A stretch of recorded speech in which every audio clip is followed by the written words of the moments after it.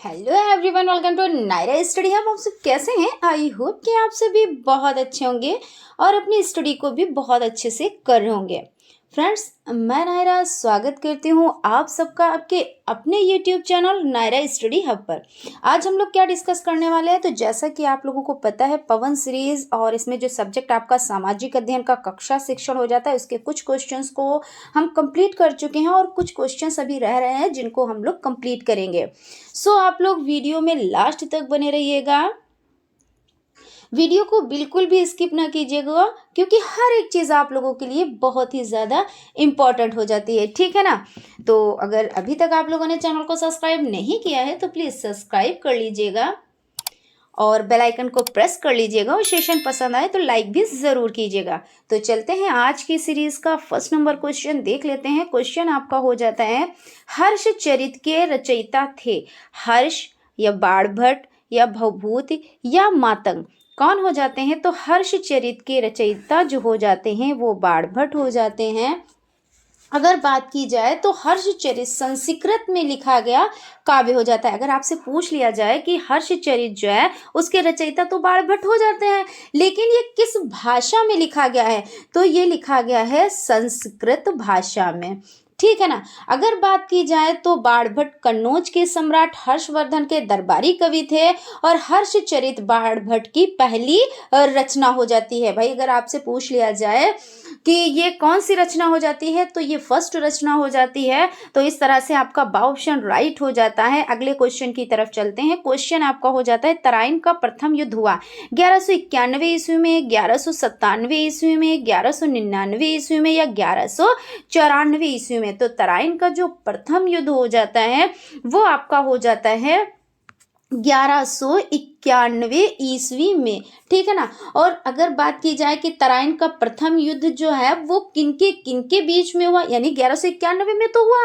और आपको पता है कि तराइन का द्वितीय युद्ध 1192 में हुआ, लेकिन किनके बीच हुआ? तो तराइन का प्रथम युद्ध पृथ्वीराज चौहान और मोहम्मद गौरी के बीच में हुआ था। तो ये चीजें आपको याद रखनी है। पाल वंश की स्थापना किसने की? तो गोपाल ने, धर्मपाल ने, देवपाल ने या नारायण पाल ने, किसने की? तो यहाँ पे आपका हो जाता है पाल वंश की स्थापना गोपाल ने की। और अगर बात की जाए तो गोपाल का शासनकाल कब से कब तक चला? तो आपका हो जाता है 750 से और 770 ईस्वी के आसपास था। चलते हैं अगले क्वेश्चन की तरफ। आप लोग भाई लाइक सब्सक्राइब करते रहें। सब्सक्राइब देखिए आपको एक ही बार करना रहता है आप जब आप विजिट करते हैं, ठीक है ना।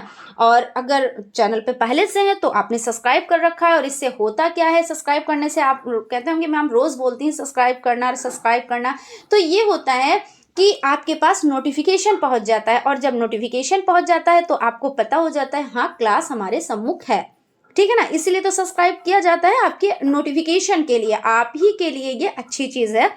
और उसके बाद आपका अगला क्वेश्चन हो जाता है, चालुक्य वंश के सबसे प्रतापी राजा थे तो कौन? जय सिंह, पुलकेशिन प्रथम, पुलकेशिन द्वितीय, रणराज कौन हो जाते हैं? तो चालुक्य वंश के सबसे प्रतापी राजा जो हो जाते हैं वो पुलकेशिन द्वितीय हो जाते हैं। और पुलकेशिन का शासनकाल 609 ईस्वी से शुरू हुआ था। अगर बात की जाए कि भाई पूछा जाए आपसे कि पुलकेशिन का शासनकाल कब से शुरू हुआ था, तो 609, ठीक है ना, 609 ईस्वी से शुरू हुआ था। उसके बाद आपका अगला क्वेश्चन हो जाता है, संविधान निर्मात्री सभा के अध्यक्ष थे, कौन थे? डॉक्टर भीमराव अंबेडकर, डॉक्टर राजेंद्र प्रसाद, पंडित जवाहरलाल नेहरू या महात्मा गांधी। संविधान निर्मात्री सभा के जो अध्यक्ष हो जाते हैं वो डॉक्टर राजेंद्र प्रसाद हो जाते हैं। यानी कि आपका जो बा ऑप्शन हो जाता है वो आपका हो जाता है राइट। भूजल स्रोत हैं, तो भूजल स्रोत क्या क्या हैं? तो भूमि में जो जल होता है ना, तो वर्षा का भी जल है, तालाब भी है, नदी भी है। तो इस तरह से आपका जो है क्वेश्चन, यानी जो 115 नंबर का जो हो जाता है उसमें उपर्युक्त सभी द ऑप्शन आपका राइट हो जाता है। मकर संक्रांति के समय सूर्य सीधा चमकता है तो कर्क रेखा पर चमकता है, विषुवत रेखा पर चमकता है, मकर रेखा पर चमकता है या ध्रुवों पर चमकता है। तो यानी मकर संक्रांति के समय सूर्य जो चमकता है वो मकर रेखा पर, ठीक है ना। तो मकर रेखा यानी कि आपका जो सा ऑप्शन हो जाता है वो हो जाता है राइट। और भारत का मानक समय निर्धारित किया जाता है तो 80 डिग्री पूर्वी देशांतर से, 90 डिग्री पूर्वी देशांतर से, या 23 सही 1/2 या आप 23.5 भी बोल सकते हैं। तो 23.5 डिग्री पूर्वी देशांतर से या 82 सही 1/2 या 82.5 डिग्री पूर्वी देशांतर से, यानी आप इसको 82.5 भी बोल सकते हैं, 82 सही 1/2 भी बोल सकते हैं, ठीक है ना। तो भारत का मानक समय जो निर्धारित किया जाता है वो आपका हो जाता है 82 सही 1/2 डिग्री पूर्वी देशांतर, यानी कि जो आपका द ऑप्शन हो जाता है वो राइट हो जाता है। अगर इस पे हम थोड़ी सी बात कर लेते हैं तो यहाँ पे आपका 117 का, ठीक है ना। तो भारतीय मानक समय IST इसको कहते हैं और ये समय ग्रीनविच माध्य समय GMT से कितना, तो 5.5 घंटे या आप बोल दें 5 घंटे 30 मिनट आगे है, ठीक। चलते हैं अगले क्वेश्चन की तरफ। क्वेश्चन आपका हो जाता है कौन सा मूल अधिकार नागरिकों को प्राप्त नहीं है। तो स्वतंत्रता का अधिकार, संपत्ति का अधिकार, धार्मिक स्वतंत्रता का अधिकार या शोषण के विरुद्ध अधिकार। तो कौन सा मूल अधिकार नागरिकों को प्राप्त नहीं है, तो यहाँ पे आंसर आपका हो जाएगा संपत्ति का अधिकार, ये अधिकार नहीं है। और उसके बाद आपका अगला क्वेश्चन जो हो जाएगा वो हो जाता है ये तत्व नीति निदेशक न्यायालयों के लिए उपयोगी प्रकाश स्तंभ है, ये कथन किसका है। तो MC सीतलवाड़ या डॉक्टर राजेंद्र प्रसाद ने दिया या प्रोफेसर KT शाह ने दिया या जवाहरलाल नेहरू ने दिया, किसने दिया। तो यहाँ पे आपका हो जाता है MC सीतलवाड़ ने दिया, यानी ऑप्शन आपका राइट है। और शेक्सपियर किस देश के नागरिक थे। क्या क्वेश्चन है कि शेक्सपियर किस देश के नागरिक थे। तो अमेरिका है या इंग्लैंड या फ्रांस या आयरलैंड, किसके थे। तो शेक्सपियर जो हो जाते हैं वो इंग्लैंड के नागरिक थे, ये आंसर हो जाता है आपका राइट। और उसके बाद चलते हैं अगले क्वेश्चन की तरफ। क्वेश्चन आपका हो जाता है 1 to 1, ठीक है ना। ये क्वेश्चन जो आपके सीरीज के अकॉर्डिंग है ना। तो चोल काल निर्मित सर्वोत्कृष्ट प्रतिमा है विष्णु की, नटराज की, भगवान वेंकटेश्वर की या भगवान बुद्ध की, किसकी हो जाती है। तो चोलकाल निर्मित सर्वोत्कृष्ट प्रतिमा जो हो जाती है वो आपकी नटराज, यानी कि आपका जो बा ऑप्शन हो जाता है वो राइट हो जाता है। यहाँ पे हम टिक कर देते हैं नटराज। और अगर बात की जाए तो नटराज तमिलनाडु में राजसी गौरव का प्रतीक बन गया। वह सुल्तान जिसने कारखानों को इक्ता नाम दिया, फिरोज तुगलक, इल्तुतमिश, बलबन, मोहम्मद तुगलक। तो वो सुल्तान जिसने कारखानों को इक्ता नाम दिया वो हो जाता है इल्तुतमिश, ये आंसर आपका राइट हो जाता है। और इल्तुतमिश जो कुतुबुद्दीन ऐबक का दामाद था और ऐबक के मरने के बाद दिल्ली की गद्दी पर बैठा था। 2.5 दिन का झोपड़ा स्थित है, कहाँ स्थित है। तो दिल्ली में या लाहौर में या अजमेर में या काबुल में। तो 2.5 दिन का झोपड़ा जो है ये कहाँ पे स्थित है, तो ये अजमेर में हो जाता है।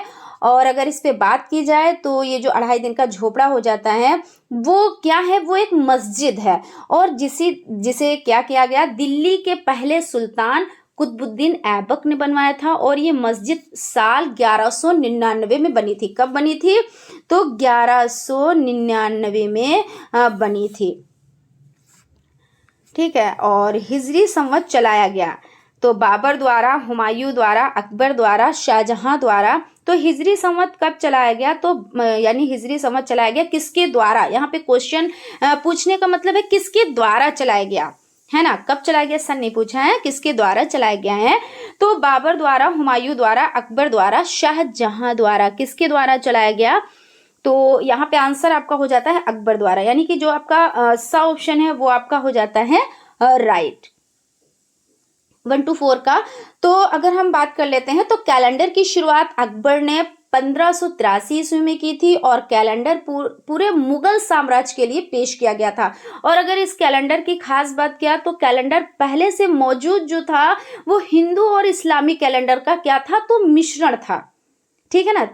और उसके बाद अगला क्वेश्चन हो जाता है खानवा युद्ध के लिए प्रसिद्ध क्षेत्र, तो दिल्ली में, आगरा में, सोनीपत में, फतेहपुर सीकरी में। तो कौन सा आपका, तो 1 to 5 का आपका हो जाएगा फतेहपुर सीकरी, यानी द ऑप्शन आपका क्या है, वो आपका राइट है। और यहाँ पे अगर हम बात कर लेते हैं खानवा के युद्ध के बारे में, तो खानवा का जो युद्ध हुआ वो कब हुआ, तो 1527 में लड़ा गया। और किसके यानी किसके द्वारा लड़ा गया, तो बाबर और राणा सांगा के मध्य, ठीक है ना। किसके द्वारा, किसके मध्य, तो बाबर और राणा सांगा के मध्य। अगर सन पूछ लिया जाए तो 1527 और 1526 में क्या हुआ था, तो पानीपत का युद्ध हुआ था। और जो ये पानीपत का 1526, 1556 यानी प्रथम युद्ध, द्वितीय युद्ध, तृतीय युद्ध, और ये आपका खानवा का युद्ध और घाघरा का युद्ध और चंदेरी का युद्ध, ये बहुत ज्यादा इंपॉर्टेंट हो जाते हैं। ये भी क्वेश्चन में आ जाता है कि किसके किसके मध्य लड़ा गया, ये भी पूछ लिया जाता है इसमें। यानी ऐसे पूछ लिया जैसे कि पानीपत का युद्ध है तो किसके किसके मध्य लड़ा गया और इसमें कौन विजित हुआ, यह पूछ लिया, इसका सन बताएं। यानी आपको पूरी इसकी डिटेल आनी चाहिए, है ना। तो इस पे हम लोग डिस्कस करेंगे। जैसा कि आपको पता है कि डिस्कशन क्लास चलता है, वहां पे आपको एक एक चीज बताई जाती है। यहाँ पे हम लोग सीरीज को कंटिन्यू कर रहे हैं तो इसमें बहुत ज्यादा टाइम नहीं ले रहे हैं, लेकिन जो आपके डिस्कशन क्लास चलेंगे तो उसमें क्या रहेगा, उसमें आपकी हर एक छोटी छोटी चीजों को बताया जाएगा, जिससे आप कहीं पे भी ऐसा ना हो कि हाँ ये चीज हमें नहीं आती है। बाकी तो जो पढ़ते हैं उनको तो हर एक चीज़ आती है, और रोज़ क्लास जो अटेंड करते हैं तो उनको तो कोई दिक्कत ही नहीं होती है। दिक्कत वहाँ पे आती है जो क्लास को अटेंड नहीं करते और जो पढ़ाई को सीरियस नहीं लेते हैं, और लेना चाहिए, क्योंकि अगर ये पढ़ाई है तो यही हमारा साथ देगी। बाकी तो ऐसा नहीं है कि कोई हमारा साथ दे, है ना। तो इसको करते रहें और सीरियस वे में करते रहें। ऐसा नहीं कि अरे ठीक है भाई आज कर लिया, नहीं किया कोई बात नहीं, कल कर लिया कोई बात नहीं, कल भी नहीं किया तो किसी और दिन कर लेंगे, नहीं। आप इसमें टाइम आप थोड़ा सा स्पेंड करें। हर चीज़ों में आप टाइम स्पेंड करते हैं निकाल के, कहीं भी जाते हैं, घूमने जाते हैं, शॉपिंग करने जाते हैं, अरे इसमें आप टाइम निकालें। कुछ भी हो, कितनी भी प्रॉब्लम हो, लेकिन आप टाइम निकालेंगे तो आपको टाइम मिल जाएगा, है ना। वो तो कहने वाली बात होती है कि अरे हमें टाइम ही नहीं मिला, आज क्या, आज का दिन पूरा चला गया, ऐसे हम बहुत बिजी थे। लेकिन जैसे बिजी थे और कामों में, तो ऐसे पढ़ाई में भी थोड़ा सा टाइम दे दें, है ना। बाकी तो आप लोग खुद ही समझदार हैं। और यहाँ पे अगला क्वेश्चन आपका हो जाता है मराठों की स्वतंत्रता के युद्ध का नेतृत्व किया किसने किया, दुर्गादास ने किया, अहिल्याबाई ने किया, ताराबाई ने किया, जीजाबाई ने किया, किसने किया, तो 1 to 6 का जो हो जाता है इसमें ताराबाई, सा ऑप्शन आपका राइट हो जाता है। लोकसभा में राष्ट्रपति द्वारा ऑल इंडियन सदस्यों को मनोनीत करने की संख्या है कितनी है, 2 है, 4 है, 5 है, 12 है, तो 2 हो जाती है। और अगला क्वेश्चन है, ये देखिए आपका लास्ट, अभी नहीं, अभी कुछ क्वेश्चंस आपके रह रहे हैं। यहाँ पे सर्वोच्च न्यायालय को अपने फैसले को बदलने का अधिकार है, बदलने का अधिकार नहीं है, बदलने का अधिकार केवल मुख्य न्यायाधीश को है, बदलने का अधिकार केवल न्याय मंत्रालय को है। किसको है, तो सर्वोच्च न्यायालय को अपने फैसले को क्या है, तो बदलने का अधिकार है। ऑप्शन आपका राइट हो जाता है। और उसके बाद अगला क्वेश्चन आपका हो जाता है कौन सा मौलिक अधिकार सर्वाधिक विवाद का विषय रहा, तो एकता का अधिकार, स्वतंत्रता का अधिकार, संपत्ति का अधिकार, धार्मिक स्वतंत्रता का अधिकार। तो कौन सा मौलिक अधिकार सर्वाधिक विवाद का विषय रहा है, तो ये तो हमेशा का देखिए एक विषय है जो संपत्ति का अधिकार है, ये तो विवाद का विषय ही रहा है ना। तो ये क्या है, ये आपका राइट आंसर हो जाएगा, यानी कि संपत्ति का अधिकार, ये राइट है। वो बजट जिसमें आय व्यय बराबर होता है, और ये आज की सीरीज का लास्ट सेकंड क्वेश्चन हो जाता है। हम आपसे यही कहना चाहेंगे कि अगर अभी तक आप लोगों ने चैनल को सब्सक्राइब नहीं किया तो प्लीज सब्सक्राइब कर लीजिएगा, बेल आइकन को प्रेस कर लीजिएगा, और सेशन पसंद आए तो लाइक भी जरूर कीजिएगा, और हो सके तो अपने फ्रेंड्स में भी वीडियो जरूर शेयर कीजिएगा।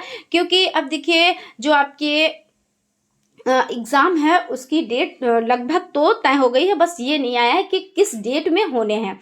तो भाई बेनिफिट तो सभी का होना चाहिए। और एक चीज़ और कहना चाहेंगे कि आप लोग पढ़ाई में लग जाएं। जो लोग ये भी सोच रहे थे ठीक है एग्ज़ाम की डेट आ जाएगी तब पढ़ेंगे, तो वो लोग तो बिल्कुल ही अलर्ट हो जाएं। और जो लोग पढ़ रहे थे वो तो पढ़ ही रहे हैं, तो उनको क्या करना रहेगा, वो लोग देखिए जो अपना पहले से तैयार किए हैं उनका रिवीजन करना है, उनकी प्रैक्टिस करनी है, प्लस जो नया रह रहा है, जो चीज़ें कुछ छूट रही हैं, ऐसा तो है नहीं कि सारे सब्जेक्ट अभी कंप्लीट हो चुके हैं, तो उनको भी आप साथ में लेके चलें। बाकी सभी लोग भाई पढ़ाई में लग जाए, और लगभग आपके फरवरी में एग्ज़ाम होंगे, सेकेंड वीक में, है ना। और अभी कोई ऐसी कोई डेट नहीं आई कि हाँ कंफर्म है, लेकिन हाँ लगभग संभावनाएं हैं ये। तो संभावनाओं पे तो ही सारा वर्क होता है ना। अभी यही चीज़ है कि भाई हम डीएलएड करेंगे और उसके बाद सीटेट करेंगे, और उसके बाद हमें क्या होगा, हम वनडे एग्ज़ाम देंगे और हमको क्या मिलेगी, जॉब मिलेगी, हम टीचर हो जाएंगे। तो ये क्या है, हर एक चीज़ ऐसा तो नहीं बिल्कुल एकदम से फिक्स है, लेकिन जब हम मेहनत करेंगे तो हमको सफलता मिलेगी, है ना। तो ये संभावनाएं बनती हैं कि भाई यार डीएलएड किया तो एक संभावना बनी, सीटेट किया दूसरी संभावना बन गई, और हम वनडे एग्ज़ाम की तैयारी करेंगे और एग्ज़ाम देंगे, तो ये चीज़ होती है ना। चलते हैं यहाँ पे, हम क्या कर लेते हैं, जो इसका आंसर है उसको देख लेते हैं। पहले ऑप्शन जीरो आधारित बजट में, या संतुलित बजट में, या घाटे के बजट में, या बचत के बजट में। तो वो बजट जिसमें आय व्यय बराबर होती है तो वो संतुलित बजट कहलाता है। और घाटे का बजट ये होता है कि जैसे कहते नहीं कि आमदनी अठन्नी और खर्चा रुपया, है ना, कि आपने क्या किया, कम कमाया और ज़्यादा खर्च किया, वो क्या होता है, घाटे का। और बचत का ये होता है जैसे आपने 100 रुपये कमाया तो 50 तो आपको खर्च ही करने हैं। ऐसा तो नहीं 100 रुपये आपने कमाया और 100 रुपये ही आपको बचा लेने हैं, वो बजट तो उसमें भाई जब आपने कुछ खर्च ही नहीं किया तो बजट कैसा। लेकिन आपको क्या करना है, थोड़ा सा बचाना है और खर्च भी जरूर करना है। तो ये आपका बचत का बजट हो जाता है। लेकिन जब आप अपनी पूरी आवश्यकताएं, यानी आप अपनी आवश्यकताओं को कंप्लीट कर लेंगे, उसके बाद अगर आपकी बचत हो रही है, वो बचत कही जाएगी। और वो चीज़ जो आप 1 रुपया भी नहीं खर्च कर रहे हैं तो वो कोई बजट ही नहीं है ना। तो यहाँ पे वो बजट जिसमें आय भी बराबर होती है, यानी जितना आपने कमाया उतना आपने खर्च किया, तो वो संतुलित होता है, ना अच्छा ना खराब, बीच का होता है। ठीक है, फिर उसके बाद आपका अगला क्वेश्चन हो जाता है दामोदर घाटी योजना से संबंधित पश्चिमी बंगाल, बिहार तथा पश्चिम बंगाल, असम, बिहार कौन। तो यहाँ पे बिहार तथा पश्चिम बंगाल ये हो जाता है, यानी कि ऑप्शन आपका राइट हो जाता है। इस तरह से आपका ये सेशन हो जाता है कंप्लीट। आई होप आप लोगों को सेशन पसंद आया होगा, और अगर सेशन पसंद आया तो लाइक ज़रूर करें। अगर विजिट किया है अभी आपने तो सब्सक्राइब भी ज़रूर कर लें। और फ्रेंड्स कहना चाहेंगे कि देखिए, मंजिल मिल ही जाएगी भटक कर ही सही, और गुमराह तो वो लोग हैं जो घर से निकले ही नहीं है। और 2 लाइनें और बोलना चाहेंगे, आज रास्ता बना लिया है तो कल मंजिल भी मिल जाएगी, और हौसले से भरी ये कोशिश एक दिन ज़रूर रंग लाएगी। ठीक है ना। तो यहाँ पे हम सेशन को वाइंड अप करते हैं, मिलते हैं अगले क्लास में। तब तक आप लोग अपना ख्याल रखें और स्टडी को कंटिन्यू करें। Thank you.